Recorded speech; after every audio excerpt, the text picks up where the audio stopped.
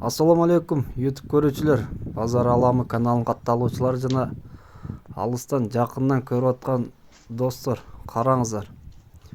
Ушул экрандагы эки ургааччы токтулар сатылат. Мунун бирөө 7 айлык, экинчиси болсо 7,5 айлык достор. Экранга ээсинин номерин калтырам, чалып сурап полный дарегин сурап алсаңыздар болот. Булардын баасы 80 миңден сурап атыптыр ээси. Бул токтулардын бою 80ден жогору, кулагы 20нын тегереги.